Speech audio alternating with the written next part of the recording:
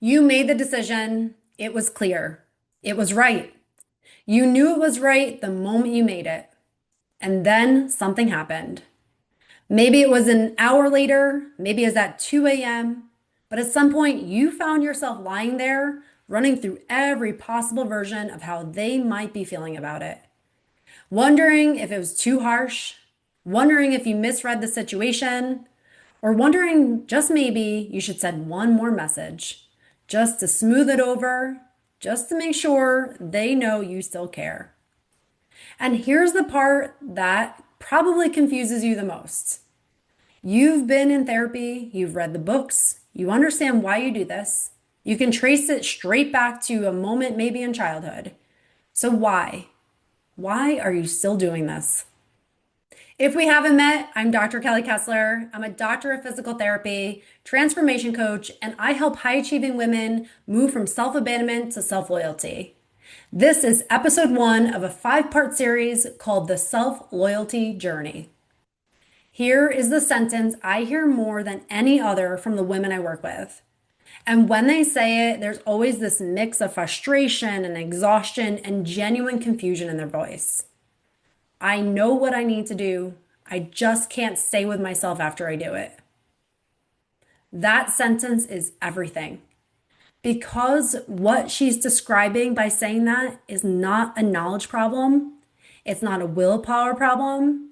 It's not a problem that therapy alone can fix. It's a gap, a very specific gap.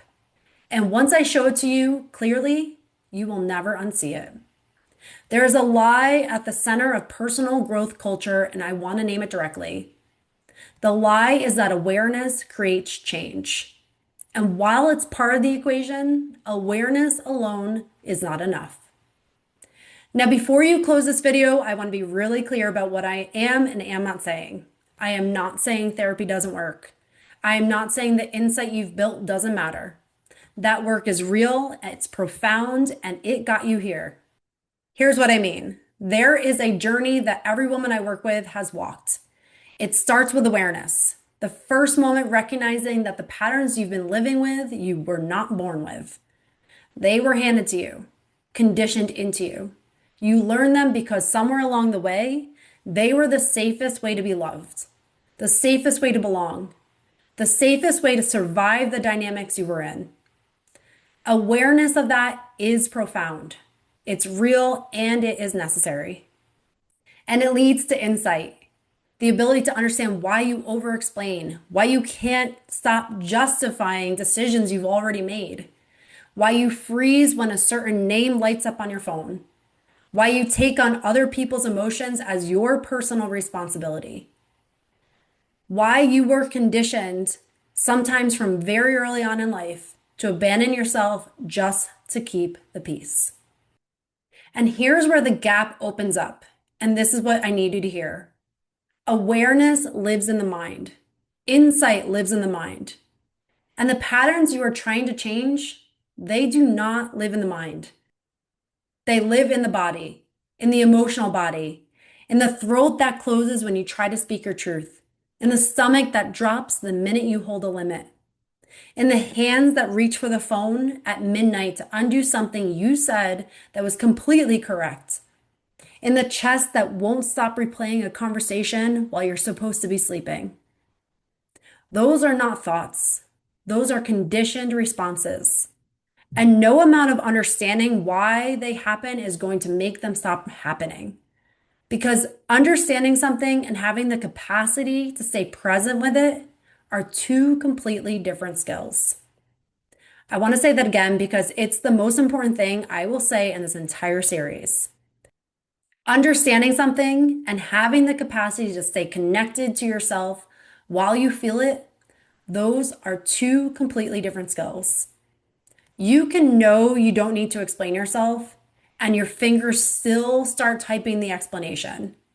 You can know that guilt is conditioned, and your body will still carry it like it's a physical weight.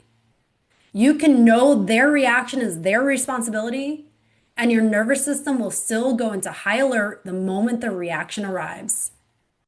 That is not failure of insight. That is a gap in capacity. A gap between what you know and what your body has learned is safe to live. And here's the piece that makes the gap feel so lonely.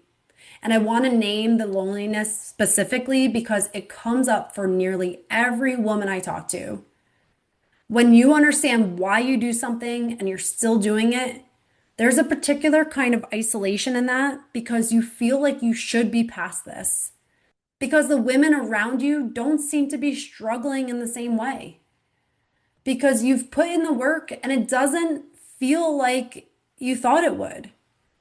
So you stop talking about it, you stop telling people, you carry this quiet confusion of, I know better, so why doesn't it feel like it? That isolation is not proof that something is wrong with you. It is proof that you are in the gap between insight and embodiment, between knowing and living, between setting the limit and being able to stay there with yourself after you do. This series exists entirely inside that gap. And here I want to leave you with something real to take into next week. Next time you second guess a decision you've already made, catch yourself. Name it, not to judge it, just see it clearly. Say, I understand why I'm doing this, and I understand it is not the same as being able to stop it yet. That distinction is where everything begins. Because the capacity to stay with yourself after you choose yourself is not something you either have or you don't have. It's a skill. It's learnable, and that's exactly what this series is going to teach you. Next week, episode 2, and this is the one I think you're going to want to share with someone. We're going into what actually happens inside your body after you choose yourself.